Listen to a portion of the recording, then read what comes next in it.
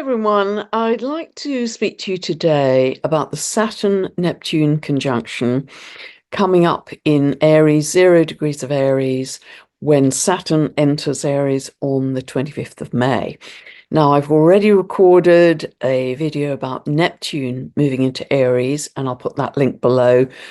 But now I'm going to add in the Saturn piece, and this is just really the beginning. Saturn will stay in Aries until April 2028. Neptune will stay in Aries until 2039. So I will be adding to all of this content as we go through the months and years. So this is just the first initial look, really, at what we might start to expect with Neptune and Saturn conjunction. Now, this conjunction happens every 36 to 37 years, very reliably, but it doesn't happen at 0 degrees of Aries. And that's why this is such a big deal, because that really represents pure potential. 0 of Aries, the very first degree of the zodiac, is pure potential.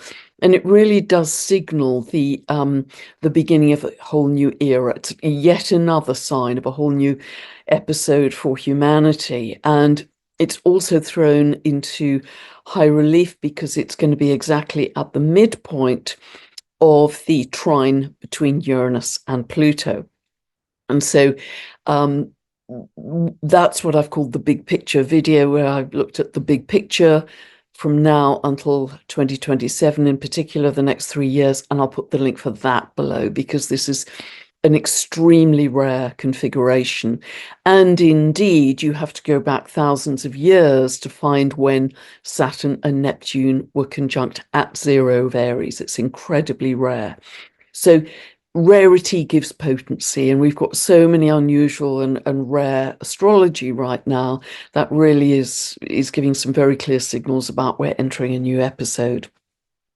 If you have a Saturn-Neptune conjunction in your natal chart, you are likely to feel this more strongly. So if you're born in 1952 or 1953, you'll have a Saturn-Neptune conjunction. If you're born in 1989, you'll have a Saturn-Neptune conjunction. So you'll tend to feel this more strongly. And if you have any planets between 0 and 2 degrees of Aries, in particular, to some degree, 0 to 2 degrees of the cardinal signs, but particularly Aries, over these next 3 years, you may be called into a leadership position, a leadership position that has a spiritual context because of Neptune. So, lots to say about this. Now, this conjunction becomes exact within 13 minutes, so exact by degree, but not absolutely exact, in mid-July. 14th, 15th of July, it's just within 13 minutes of exactitude. And that's at round about 2 degrees of Aries. But on the 20th of February, 2026, it becomes exact to the minute. And I believe that is 0:44 minutes of Aries. So this is the world axis, remember, 0 of the cardinals, world axis, but particularly prominent when it's in Aries, whole new beginning. So Saturn was last in Aries between 1997 and 1999. So look in your chart, obviously look to the house where Aries falls, and try and think back and remember what was happening for you in that area of life. This could have been to do with a lot of work or effort or challenge, or sometimes delay to slow you up, to make you do things more thoroughly in that area of life. So try and remember what was happening over those years. But for sure, this is linked to Russian history, as I've mentioned in another couple of videos, because Russia really seems to resonate to this Saturn-Neptune conjunction. We had a Saturn-Neptune conjunction in 1917. Of course, that was the Russian Revolution. We had it again in 1952 and 53. In 1952, Putin was born, and in 53, Stalin died. And then we had it again in 1989 when the Berlin Wall came down. And that was such a clear demonstration. It was so clear because the conjunction was in Capricorn as well, which Saturn rules. And Saturn is all about walls and borders and boundaries and that kind of thing. So it was so literal for the symbolism. That happened in November 1989. And again, as I've mentioned elsewhere, I was actually in Berlin at the time and watched the young people with hammers and axes scrambling all over the Berlin Wall and literally taking it down piece by piece. And I've still got a chunk of the Berlin Wall somewhere in the house. So a very, very powerful symbolism. So because we have this conjunction coming up again in 2025 and 2026, it will lead, I believe, to the redefinition of Russia in some way. So we will wait and see what happens. As I've mentioned in the previous video, Neptune was last in Aries from April 1861 to 1875. And yes, that was over the period of the US Civil War, because Neptune in Aries can glorify war, idealize war. But remember, it was also partly about, it didn't begin that way, the Civil War, but it ended up actually being the beginning of the end of slavery. And it's very interesting that Abraham Lincoln, who was very instrumental to ending slavery, was born with a Saturn-Neptune conjunction in his chart. So was JFK. So was FDR. So, and FDR, remember, brought in the New Deal to help people. So I would say all of those leaders were compassionate, Neptune, and wanted to work for the good of the people. So I think one of the things we can expect going through this transition is more spiritual leadership, more compassionate leadership. But we have to use great discernment, because Neptune can always blur the truth a little bit. And this can lead to kind of gurus and cult leaders and that kind of thing. So we have to be very sharp in our discernment. But at best, it can lead to spiritual and compassionate leadership. So we will see how this goes. So when Neptune is at 0 degrees of Aries, because 0 degrees of Aries brings things onto the public stage. I've often mentioned that if you have planets, particularly any personal planets at 0 to 2 degrees of the cardinal signs, you are likely to have potential to be on the public stage in some way. So it will tend to bring this Neptune moving onto 0 of Aries will tend to bring Neptunian things into the public arena over the next, well, certainly it's going to be at 0 degrees of Aries, hovering around there, certainly 25, 26, and into some of 2027. So that's what we're looking at. So I covered this in the Neptune in Aries video, but just as a reminder, Neptune is about the seas, the oceans. It's about any kind of issue around water, toxicity, pollution. We are made of water, so it's toxicity and pollution within ourselves. It's about spirituality, unconditional love. It's about healing. It's the ephemeral. It's the invisible. It's about idealism, your dreams. It's about transcendence, connection to source. It's about fish and fishing, shipping. It's about the media. It's about illusions, hypnosis. It's a sort of collective hypnosis. It can be that too. It's related to drugs, particularly pharmaceutical drugs, addictions, drink, that kind of thing. Alcohol. It's related to lies and deception of any kind. It's also related to the blood and the immune system as well. So any and all of those things could come onto the public arena in a bigger way. It's interesting that in 1918, we had the Spanish flu, which killed millions of people. And that was the year there was also a Saturn Neptune conjunction, because if Neptune is the immune system, Saturn limits, limited immune system. So one of the things I'd really recommend to you is that you boost your health in every possible way.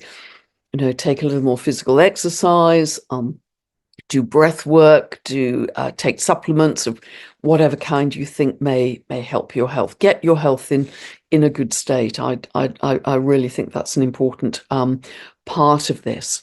So Saturn is always the reality check. And it's so different from Neptune, because Neptune is the invisible, the ephemeral, dreams, that kind of thing. Saturn is about tangibility, density even. It rules things like lead, but it's very much connected to 3D reality, 3D time, linear time. So it's linked, as I say, to walls and borders and boundaries. It's related to your teeth and your bones and your skin in your body, because it's related to boundaries. The skin is the boundary of the body. It's related to the father figure, authority figures in general. It's related to the traditional, the conventional, things like monarchy, the church, that kind of thing. It's about rules, regulations, because it rules Capricorn. It's very much linked to top-down authority, so inequality. We have to obey the rules and go with the system in a very conventional way. It's about caution. Aries, as a sign, wants to go, go, go. It's very physical. It wants to. It's very direct. It's very simple. It wants to achieve. Whereas Saturn says, not so quickly. Put the foot on the brake. You've got to do things thoroughly, with patience, with caution.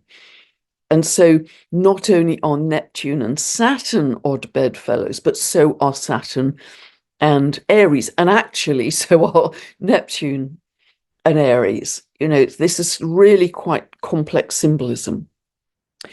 In a very positive way, Saturn is also linked to morality, integrity, high principle. Are you standing in your integrity? It's about long-term building and long-term strategy, taking the long view and building with caution, very related to building of all kinds. There's a kind of pragmatism that comes in here. So when Saturn and Neptune come together, because Saturn is also about discipline, this can be a calling for an increased spiritual discipline in your life. Whatever your spiritual discipline is, if you don't have one, it's a good idea to begin one, particularly in these times of great change, but increasing it in some way, adding in another few minutes a day. And it's also about spiritual mastery. And I think that's very much what these times are about, being spiritual masters of our thinking, our frequency in particular. And I say frequency because this Saturn-Neptune conjunction is in this big configuration, sextile to Pluto in Aquarius, and Aquarius is all about frequency, as I've talked about in the past. So this is about pioneering visions. Again, I've referred to that and some examples of that in the Neptune in Aries video. It's about manifesting. Saturn is about making real the dream, manifesting your creative visions. So, and I think very much being your own spiritual hero. Aries is linked to the heroic, the hero's journey, being a pioneer, going solo, going your own way. And Neptune brings in the spiritual. Be your own spiritual leader. And this sense of courage, bravery, independence, going your own way is again very much reinforced by Pluto in Aquarius, that sextile, because Aquarius is also related to freedom, independence, uniqueness, individuality, going your own way, doing your own thing. So I think this will also help the dissolution, Neptune, of traditional structures. Saturn, the traditional structures of all kinds, governments, corporations, any top-down institution. I think it will weaken the church as well, that traditional structure. It will also weaken leadership in the way we've had it, traditional leadership. And that's a very good thing, because I think this is the end, this is marking the beginning of the end of victimhood, particularly while Neptune was in Pisces, the shadow side of Pisces, and Neptune stays in the sign for 13, 14 years, is very much the victim. But with Neptune moving into Aries, we leave the victim behind. There's a much greater potential to step into our sovereignty, because the keywords for Aries are I am, I exist, I am. And so this is the beginning of a much clearer sense of identity, because people with strong personal planets in Aries have a very clear sense of who they are. I know who I am, and it's uncomplicated. It's very simple. It's very direct. As I say, there's a strong physicality with it. Got to be busy and doing, but there's just a very clear sense of I know who I am. There's no muddle about that. So it brings clarity. And also the sextile to Pluto in Aquarius brings clarity. And also coming up as Uranus moves into Gemini on the 7th of July, that is going to bring clarity as well, because Uranus is about the piercing sword of truth and clarity. So we have much more clarity coming into the picture of who we are, how reality is formed, how the world has been set up, and how we are in a huge time of change of that world.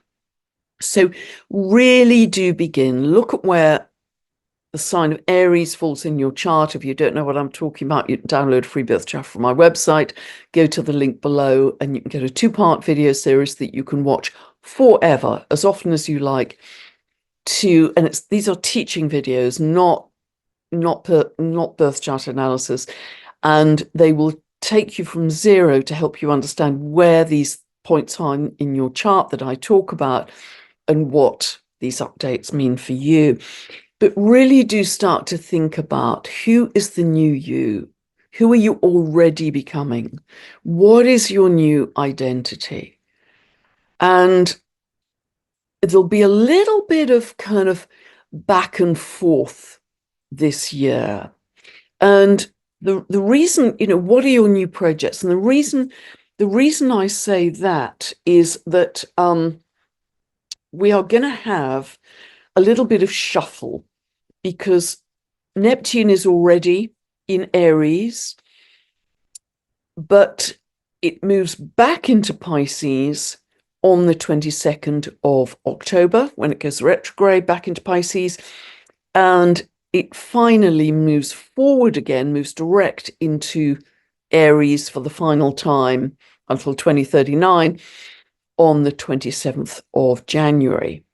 Equally, Saturn, which I'm talking about here, on the 25th of May, moves forward into Aries. It retrogrades back into Pisces on the 1st of September, and then moves fully direct into Aries for its next cycle until 2028 on the 14th of February next year.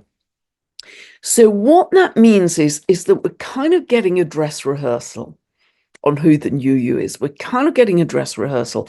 So please, because it's Neptune, watch your dreams, watch your messages, watch your conversations, your nudges, your instincts. Who is the new you becoming? And so try things out, experiment, and think from now until September, October, while those 2 planets are in Aries, this is our rehearsal for what will become much clearer, much more definite as of February next year and ongoing from that point. Because while these 2 planets move retrograde over the period September, October into Jan, Feb next year, we will be reevaluating our progress over the next few months. How well did it work? How comfortable did it feel? Is this really the new identity? You'll be going back over. So it's a really helpful period from that point of view. So do experiment, do push it a little, do take a risk, because this is the biggest opportunity for so many lifetimes to step into who we truly, truly are in our sovereignty, that we have forgotten through the lifetimes, it's been suppressed, etc. So that back and forth may actually be helpful for us. So our reality, for sure, reality Saturn, will definitely be becoming more spiritual. I think we can definitely say that with Neptune. Saturn, as I say, represents 3D reality, tangibility, density, whereas Neptune really represents the fifth dimension, 5D. You drop into Neptune in your dreams, in your sleep, but particularly also if you're involved in giving healing to someone or receiving healing, Neptune, or if you're deeply involved in some creative project, if you're writing music, you're writing poetry, you're listening to sacred music, that kind of thing, it's that zoning out. It's that time where you lose sense of time and space. You lose a sense of Saturn. You're in the zone. And that is the realm of Neptune. So this conjunction will help us more easily bridge the process we know we're going through from 3D to 5D. This conjunction will help accelerate that process because it will kind of bring the two dimensions together in a clearer way. And yes, because of the sextiles both to Pluto in Aquarius and Uranus in Gemini, it will bring in a lot of potential for virtual reality. And you have to use your discernment, whether that's the right thing for you, but it can kind of jump us into an experience of higher dimensions without us going the natural, organic way. So entirely up to you which route you take, no judgment there. But most certainly, we are going to be having excursions into those higher dimensions and indeed our multidimensionality in a much bigger way, So, so this conjunction will stay together until May next year, because Saturn will be what's called within orb of that conjunction. So as of May next year, Saturn starts to move away from the conjunction, but nevertheless stays within the sign of Aries. It stays what's called co-present with Neptune until April 2028. So I think we will see some interesting mundane manifestations of this conjunction, and I'll be adding to this, of course, as all astrologers will over the next 3 years. I think we will see issues around the ownership of the sea. That's quite a kind of murky area because usually territories have some responsibility within a short distance of the shore. But beyond that, it gets a little unclear. Neptune, a little unclear. Neptune being the seas, of course. So who owns the seas, I think, could come up as a bigger issue in these next 3 years.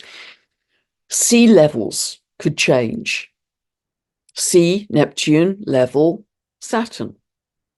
Coastal erosion is a very clear manifestation of Saturn and Neptune. I think, sadly, we could also see more extreme weather. Neptune is also to do with floods, heavy rains, floods, cyclones, that kind of thing. And because it's at the Aries point, it will bring those things into greater prominence.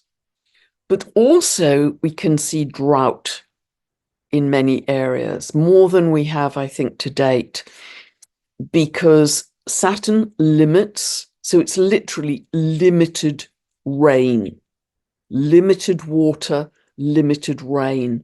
In Aries, primal fire. I think we could see more fires. So more extreme weather of various kinds. Of course, some of these have natural causes, some of these have unnatural causes. But I think we will certainly see more extreme weather.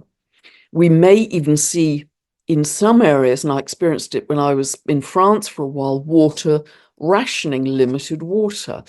That water was only available in France, when this is quite a few years ago, for certain hours during the day. We could see that kind of thing. So if you can prepare in any way, find a stream close to you that has drinkable water or can be treated in some way, or is it legal in the, it's phenomenal. In some countries, it's not legal to have things like a rain butt.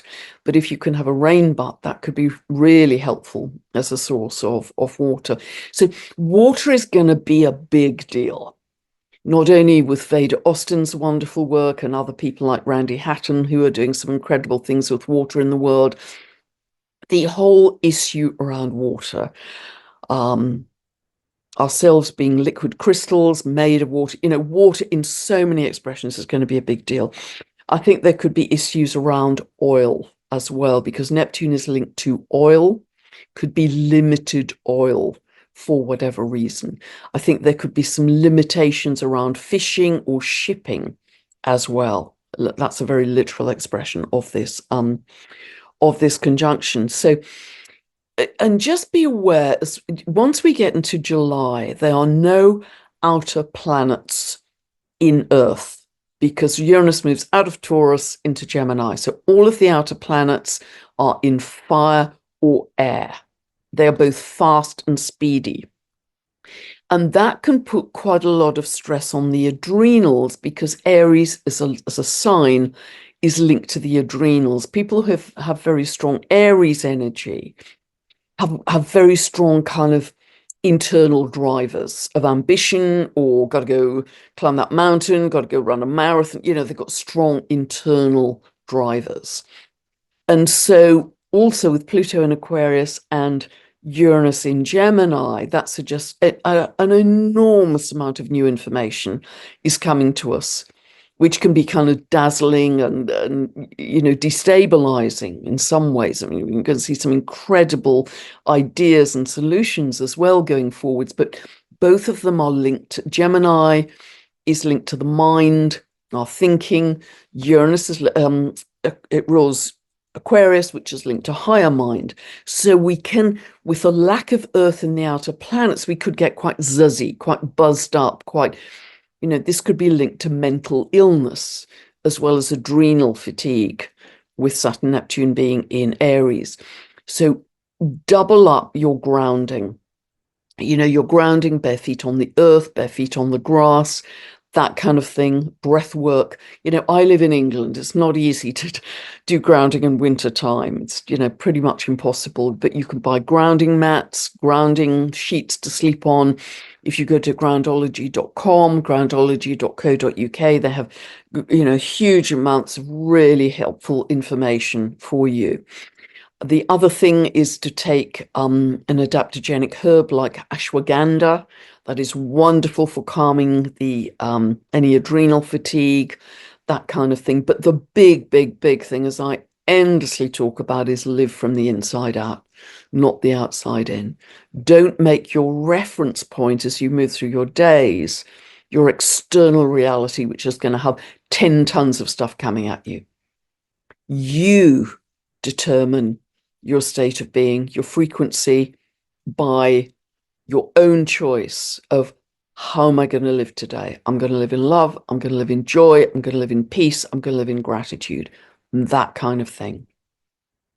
So yeah, that's one aspect. And as I say, we're going to be adding to this enormously as we go through. If we look again in the past, it's very interesting. As we look in the past, we're going to have this sextile between this Saturn-Neptune conjunction and both Pluto on one side and Uranus on the other. Now, if we look back in history, one of the previous times that we had a sextile between Uranus and Neptune was in 1968. And that was also a time when Saturn was in Aries from 67 to 69.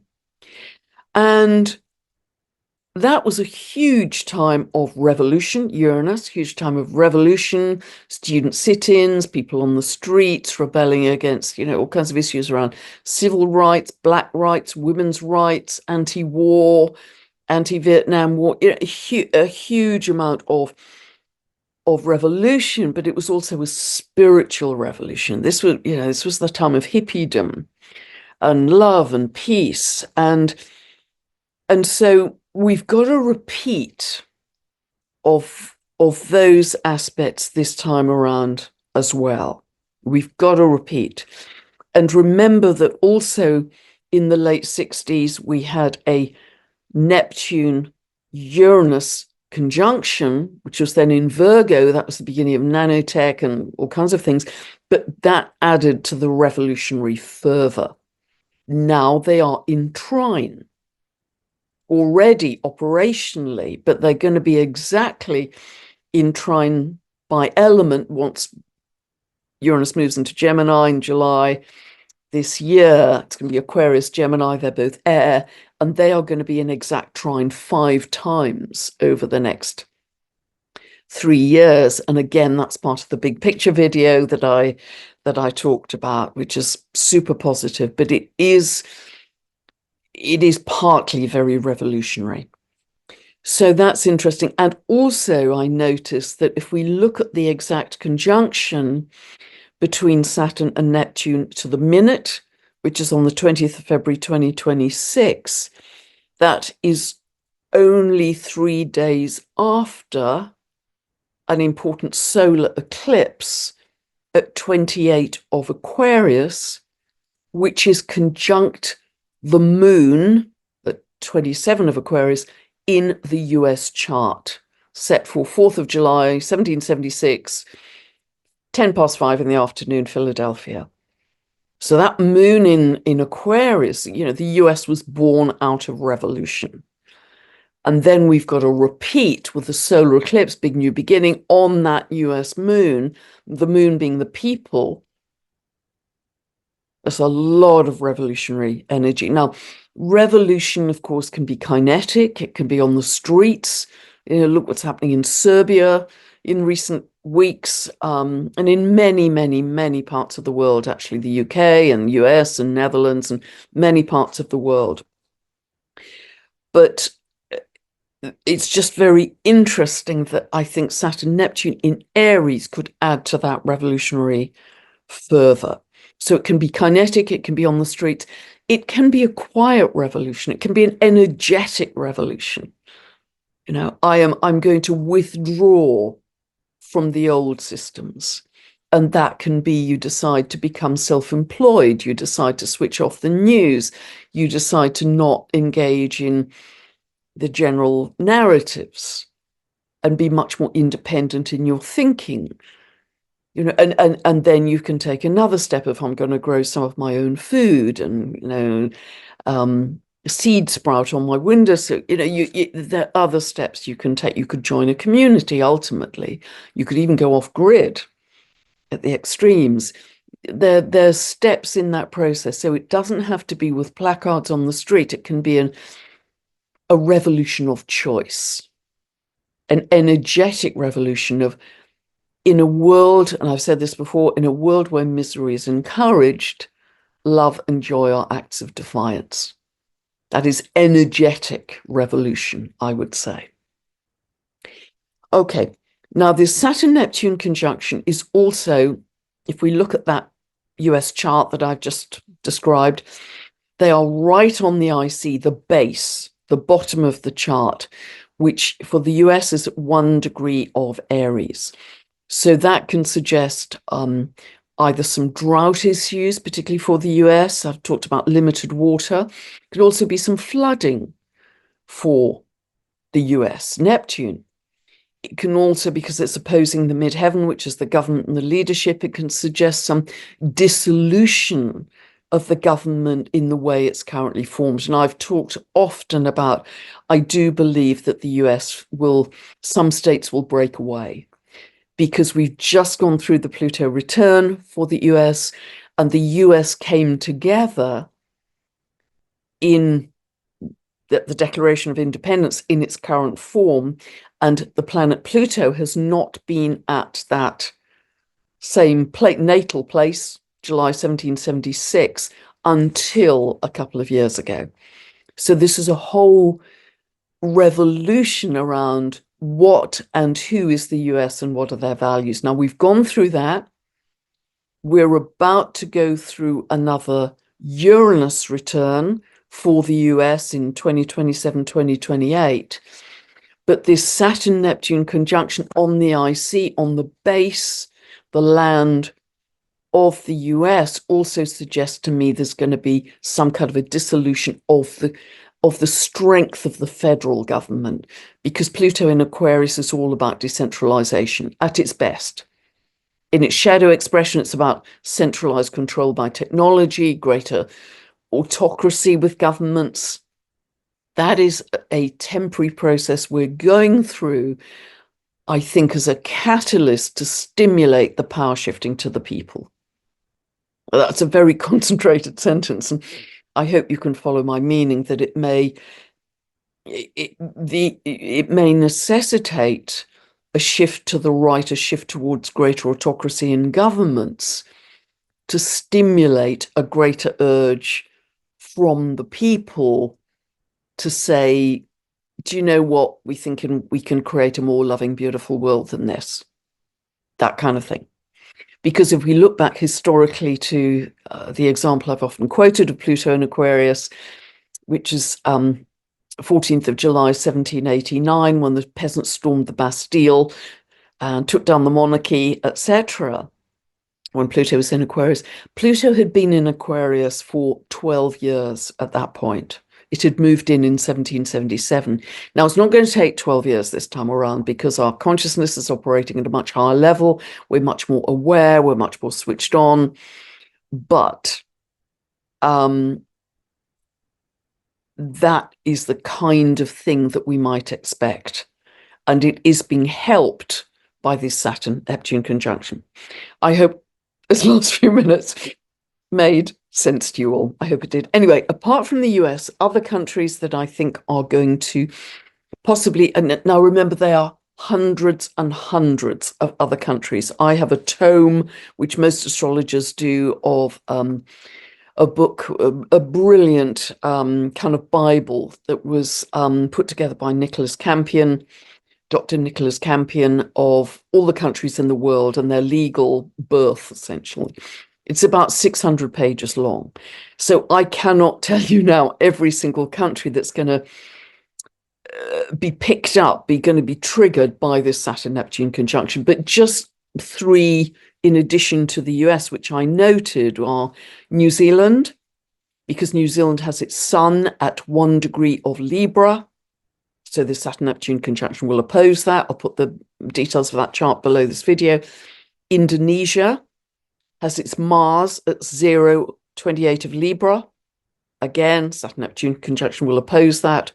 And Iceland has its Neptune at 2 degrees of Libra and its ascendant at 2 degrees of Libra, the identity of the country. So New Zealand, Indonesia, Iceland, and also the US were just 4 countries that I happen to notice will be triggered, will be activated in some way by this Saturn-Neptune conjunction over the next couple of years.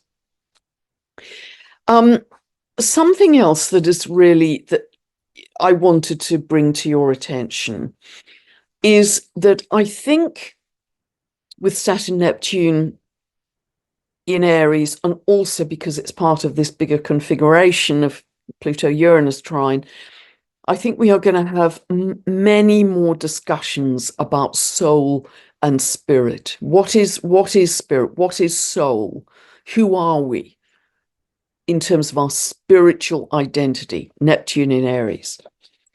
And that's partly going to be about discussions about water and the fact that we are a liquid crystal.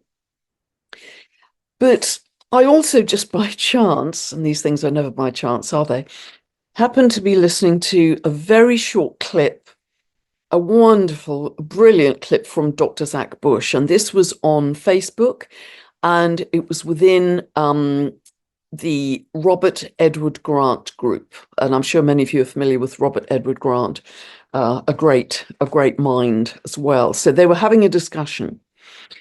And this was fascinating to me because of that configuration that we're talking about for the next 3 years in particular. And Zach Bush was talking about what is soul.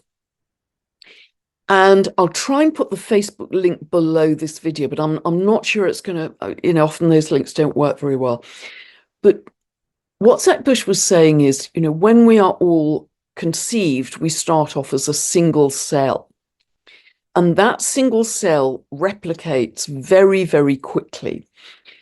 And by the time you get to replication number 260, it is starting to replicate into kind of functional cells like kidney cells or liver cells or whatever.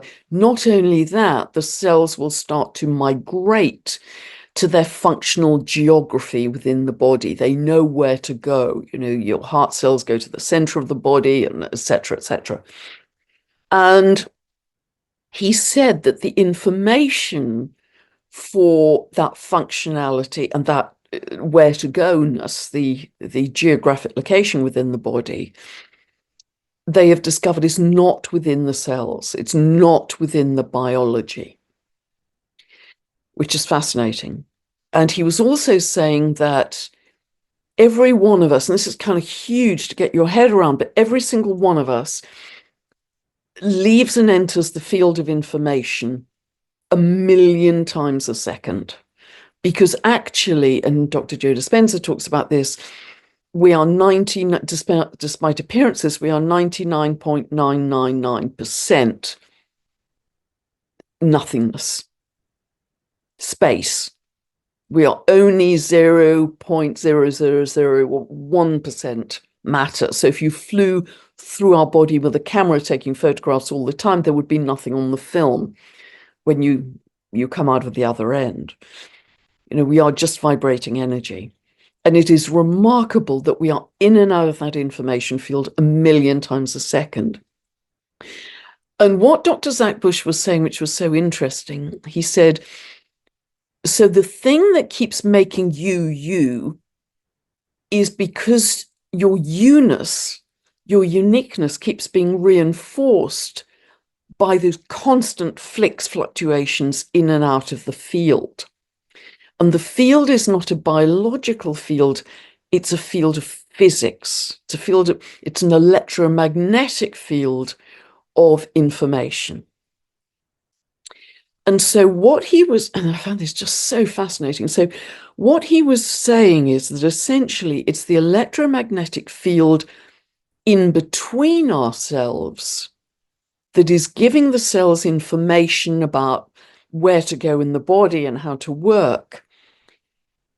But therefore, it may well be that our unique soul, what we think of as our unique essence, is actually being derived from the in-between the cells. A very particular, perhaps, electromagnetic signature. That we are simply an electromagnetic signature rather than anything solid within the body or anything even biological. And this is an echo of something that Veda Austin was sharing with me with her incredible, just out of the park work with the autists who were talking about the magnetics of the soul. So the reason I'm bringing this up is the planet Uranus is very connected to electromagnetics. It rules Aquarius, very connected to electromagnetics, and they are both sextile to Saturn Neptune conjunctions in Aries. So the electromagnetics of the soul, the electromagnetics of the spirit, I think consciousness, our multidimensionality is just, our understanding is going to go in leaps and bounds from this point on. And so this is really about the power of the invisible.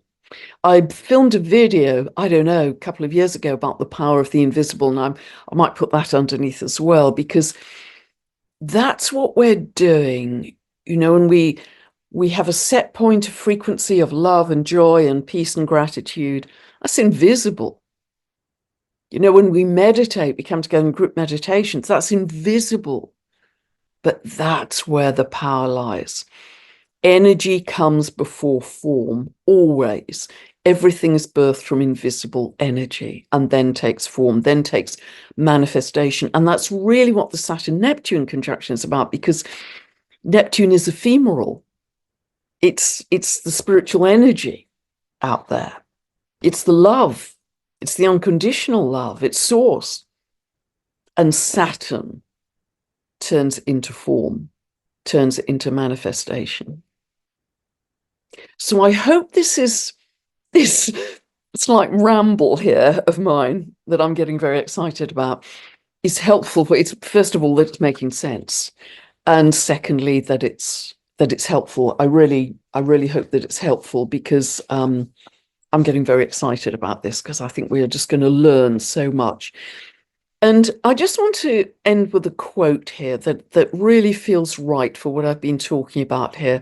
And I picked this up from social media today from a man I don't know, but his name is Zachary Fisher. And it's a beautiful quote, actually, that's very much about our times. And he said, and these are Zachary Fisher's words, not mine, "This isn't the end, it's the space between what was and what's coming. We didn't come to fight the old world. We came to hold something sacred while it falls. You're not too late. You're right on time." Just fabulous. And this sense of the invisible in-betweenness also reminds me of breathwork practice, their particular yoga practices, but there's also very specifically a practice called Buteyko, invented by Professor Buteyko, and I'll put the spelling below. And the focus of Buteyko breathwork, which I've practiced for many years, is holding the exhale. You inhale, you hold a while, you exhale, and you hold on the exhale. And it's the in-betweenness of the breath. That's where the big jumps happen. And this is also related to an Indian enlightenment practice called Kumbhaka. Also in meditation, when we can get in between our thoughts and quiet our mind, it's the in-betweenness that really takes you to bliss, drops you into bliss. So this invisible in-betweenness, I think, is a big part of where we're going with all of this astrology that I've been sharing of late. Hope that's helped you. Obviously be adding to it enormously over the coming weeks and months. But God bless. Thank you so much for listening. Bye for now, and I will be back very soon again, no doubt, with another video.